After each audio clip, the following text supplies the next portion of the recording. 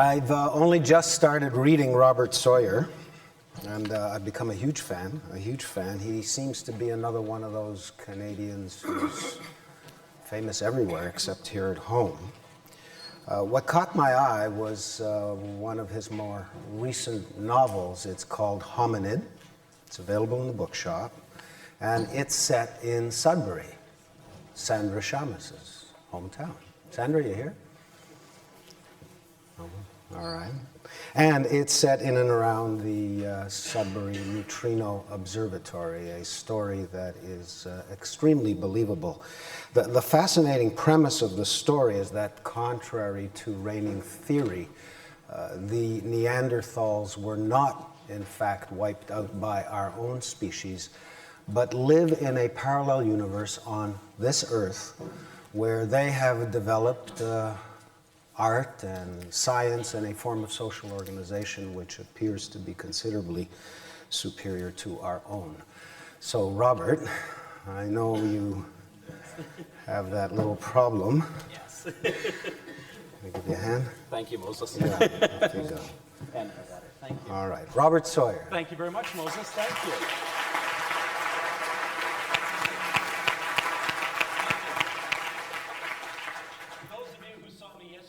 Noticed that I didn't have a crutch yesterday. I see there are not too many people sitting up in the balcony today, but I warn you to be careful as you come down from the balcony. I missed a step. I was fascinated by the wonderful Macintosh computers scattered all over the entryway, the foyer, and one of them caught my eye as I was coming down, and I missed the last step, and I fell and I hurt my leg. And I was thinking, the only thing wrong with Idea City is that it's not in the United States, because were it in the United States, I'd now be set for life because of my own clumsiness. But nonetheless, I will forge ahead, and I thought I would sit down, but I'm actually feeling pretty good. I think I'm going to try and stand. I hope you'll forgive me if I waddle a little bit as I do this. I'm delighted to be asked to speak here today, and I am a science fiction writer, and I'm very passionate about science fiction as a literature, and I underscore the word literature because what I'm going to be talking about today is not generally what people whose only exposure to science fiction has been film and television think of science fiction as being about. There are some very good science fiction movies and some very good science fiction TV series, but the majority of what you see these days in the movie theaters and on TV is aimed at teenage boys and is action-adventure and is an excuse for special effects technicians to show off the brilliance of their craft at the expense possibly of any sort of real thoughtful entertainment.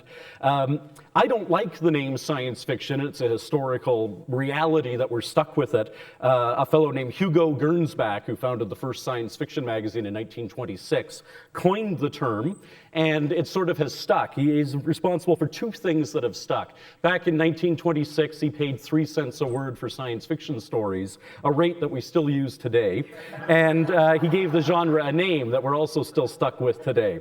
But many of my colleagues and myself actually prefer a term, the literature of ideas, which is wonderfully appropriate for being here at Idea City. Oh, and before I go further, I got to point something out. Most of you are Canadians, because there are a few foreigners who won't recognize this. But everybody knows the National Film Board of Canada logo, which is that guy, that little stick man with an eye for a head. I have noticed sitting here in the front row, as I'm privileged to do today because I'm speaking today, the O3 looks an awful lot like the wife of the National Film Board man, if you stare at it long enough there. So I was kind of surprised to see that there, but it's a nice little touch. Michael, who spoke before me, might know whether this is true or not. I'm told that Albert Einstein is the father of the quote related to the search for extraterrestrial intelligence, that there are only two possible answers to the question of whether or not aliens exist. Either they do or they don't. There are only two possible answers, and both answers are astonishing. And in my last couple of books of science fiction, I have been quite intrigued by a similar big idea question, which is whether or not a God exists. Not whether or not the Judeo-Christian God of the Bible exists, but whether or not we live in a universe that was, in fact, created. And I came to this sort of area of interest as somebody who believes in the supremacy of science.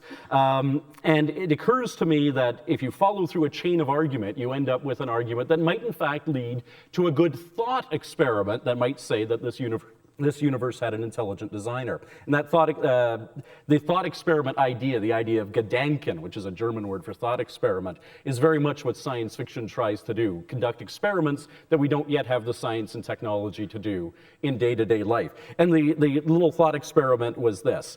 Right now, we know that our technology is accelerating at a great pace. We know that Moore's law, which is the law that says the number of semiconductors you can cram on a chip is going to increase every 18 months, double every 18 months, excuse me, has been holding steady for an awfully long time. So we know that computer technology is going to get more and more powerful. Our technology is going to get more and more powerful. Moses alluded to the fact that in several billion years, the Andromeda galaxy will intercept our galaxy. That is true. Even longer in the future than that, 12 to 20 billion years in the future, the universe will just run out of steam. We used to think that the universe started in a big bang and then was going to fall back in a big crunch. The current thinking is it started in a big bang and it's just going to peter out, and we'll have what has the lovely name of the heat death of the universe, which is kind of like August in Toronto, I imagine. What we want to do is say that at some point we're going to have to address that problem. We may not be able to do anything about Andromeda coming in because we only got 4 billion years to prepare for that. But we've got 20 billion years to prepare for the end of the universe.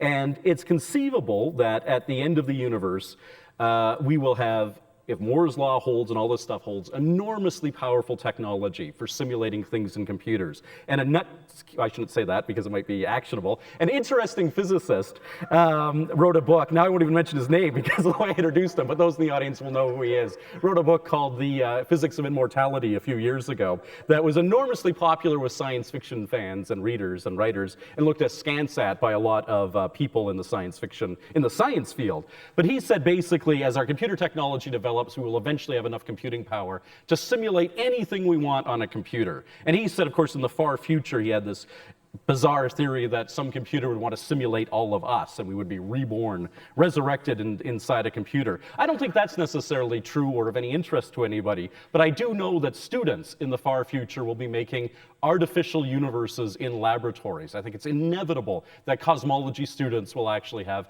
practical projects they'll have to do once we have the capability for them to do practical projects. So they will be creating little universes and so forth. And it's conceivable then that we, or our distant descendants, will be creating universes. And if you take it back a step, it means, of course, that we might be the created project of some high school or university student from billions of years more advanced technology.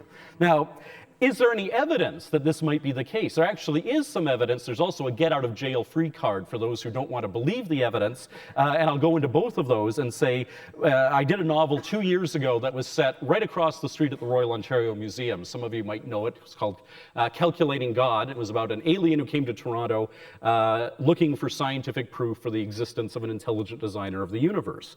And in that novel, I argued for the possibility that there was an intelligent designer of the universe.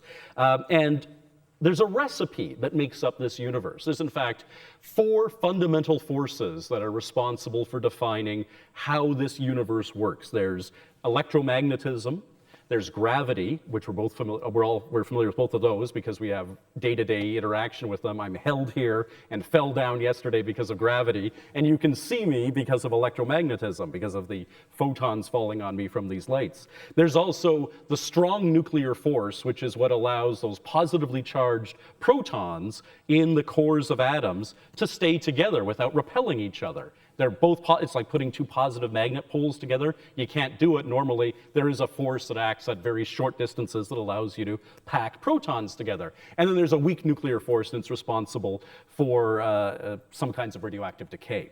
That formula for this universe, you could define the formula for this universe as the ratio between those 4 forces, how relatively strong one is to the other. And just to bring it into a realm that we're all familiar with, let's talk about gravity. We do know that our universe started with a Big Bang. That's almost without question in physics communities, although there's some interesting guys, Halton Arp is one, who thinks that's not true, but most guys, most physicists, accept the Big Bang theory. I used to have a problem with a part of the Big Bang theory, which is called hyperinflation, which is kind of a fudge factor put in there to explain the uniformity of what we see in the universe. And it causes, after the initial explosion of the Big Bang, for there to be a period of very rapid expansion. But yesterday, when I saw how fast my ankle welled up after falling down the stairs, I realized that hyperinflation actually is quite possible, because I've now been empirical proof that it can happen.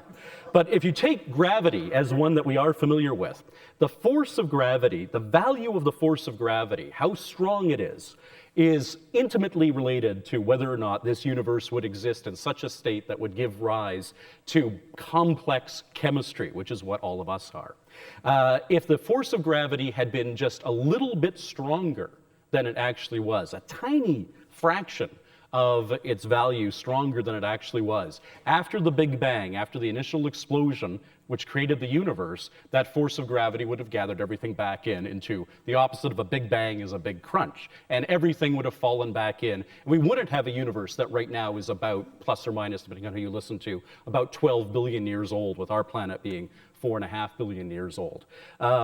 It would have just, if it had been just a little bit stronger, it would have collapsed right back down, just like throwing a ball up in the air and it drops down. If it had been a little bit weaker than it actually is, then after the explosion, everything would have continued to dissipate, and you never would have got the coalescence of gas clouds that ultimately gave rise to stars and their attendant planetary bodies and so forth. So there is a school of thought that says, given that there are only these four numbers that describe a universe, the relationship of these four forces, and if you look at them individually and the effect they have on the fact that we have a universe that's capable of sustaining complex biology for long periods of time, i.e. the universe we live in, there are those who argue that the relationship and the strengths, relative strengths of the four forces must have been fine-tuned or jiggered by somebody or something. And that argument is actually quite interesting, because there is a lot of evidence, and you can go on for length about all sorts of interesting little picayune details of how this universe works that do seem to be the ideal values for long-term existence of a complex chemical environment in which life might arise. That said, now here's the get-out-of-jail-free card. It only is true that it's somewhat miraculous, and I use that word advisedly in this context, if, in fact, this is the only universe that exists, or one of only a handful of universes that have existed.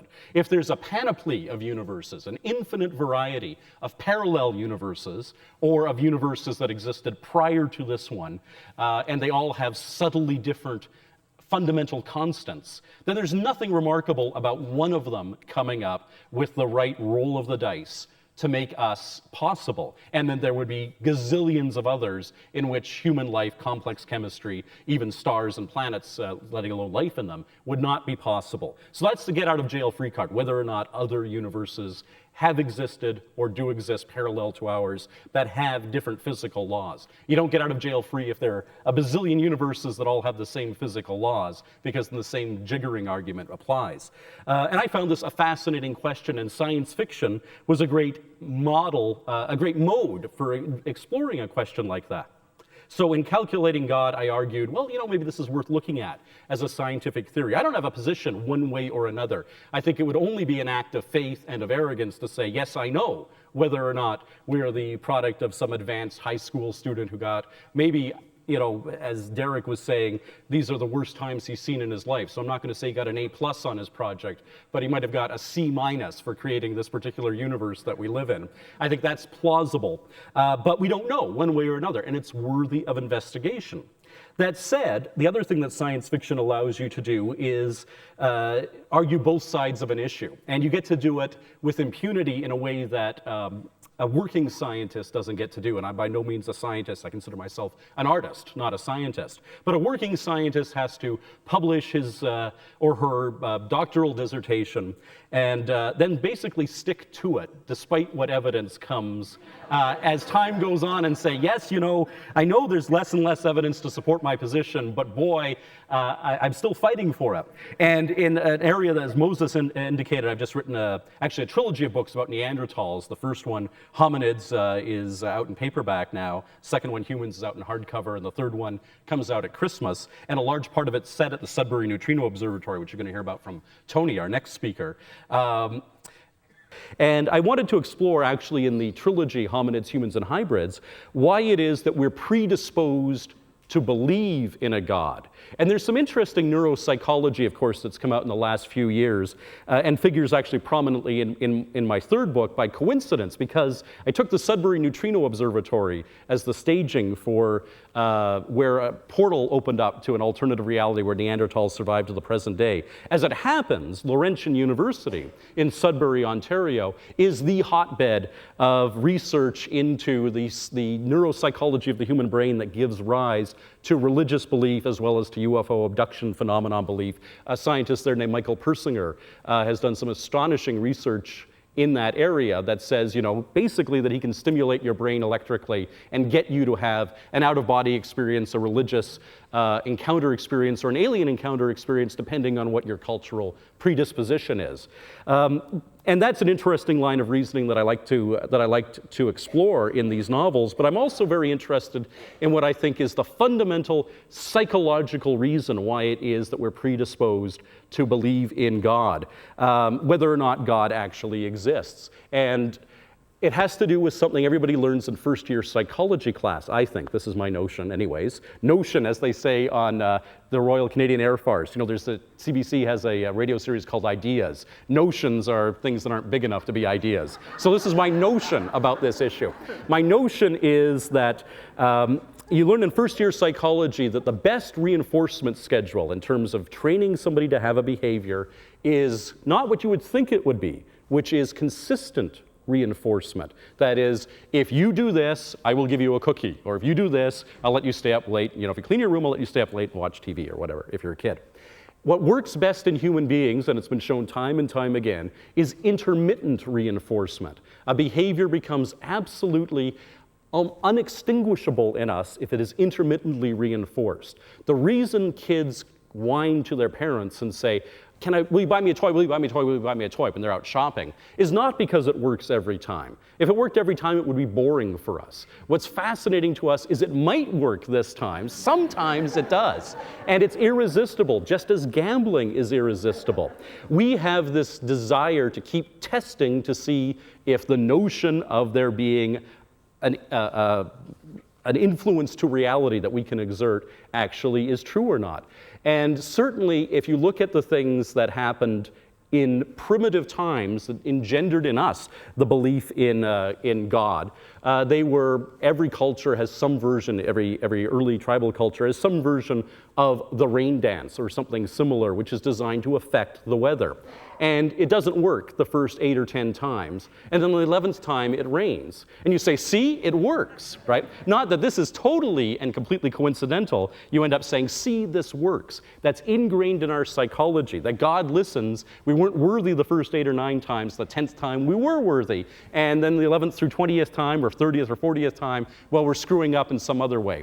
The ultimate get out of jail free card on the flip side for those who want to believe that there is a intelligent designer or a guiding force in the universe is that famous saying, God works in mysterious ways. It means there doesn't have to be any rational basis on what happens. You can say, no, he's working in mysterious ways. That's okay.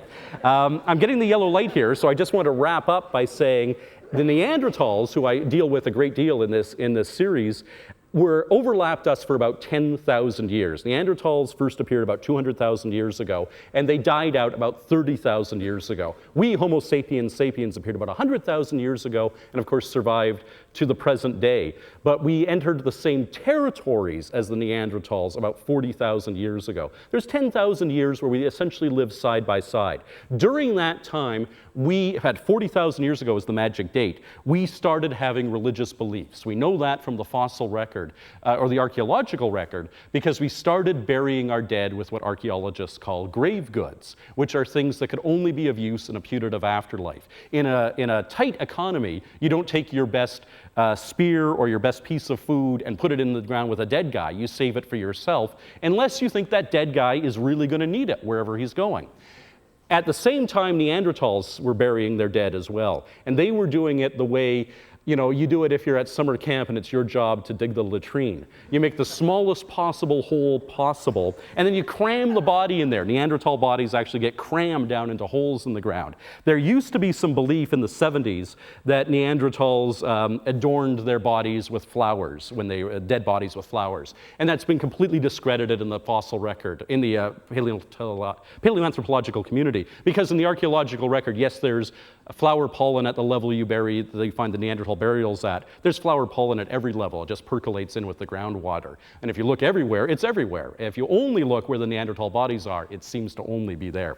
The same thing is with the cult of the cave bear. There is no Neanderthal religion as far as we can tell. The cave bear skulls are just skulls that have been kicked to the side of bears that had died during hibernation prior to the occupation by Neanderthals. So we had two types of human beings, and living side by side, one that became predisposed to believe in God, one that didn't become predisposed to believe in God. And I suspect if a Neanderthal child was whining to its mother and said, please, please, please let me have this little thing I want to play with, and the mother said no 3 or 4 times, the Neanderthal child would have given up.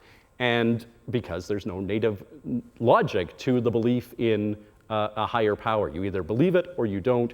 And science fiction, to draw it to a conclusion here, is what lets you have that mind field actually, to play games of intellectual experiments about really deep philosophical questions. And that's why I'm so passionate about writing it. Thank you. Thank you. Thank you. Thank you.